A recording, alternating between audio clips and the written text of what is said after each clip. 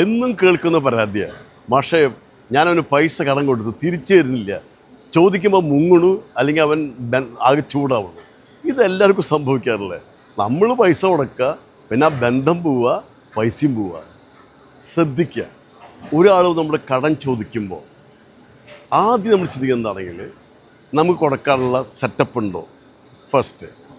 2, ഞാൻ ഈ കൊടുക്കുന്നത് അർഹിക്കുന്ന വ്യക്തിക്കാണോ, അവനത് അർഹതയുണ്ടോ. 3, കൊടുത്താൽ അത് വ്യക്തിക്ക് തിരിച്ചുള്ള സെറ്റപ്പ് ഉണ്ടോ. 4, തിരിച്ച് തന്നില്ലെങ്കിൽ എന്നെ അത് ബാധിക്കുമോ. ഈ ചോദ്യങ്ങളാണ് നമ്മൾ ആദ്യം ചോദിക്കേണ്ടത്. അതിന് ഉത്തരങ്ങളനുസരിച്ച് വേണം ഡീൽ ചെയ്യാൻ.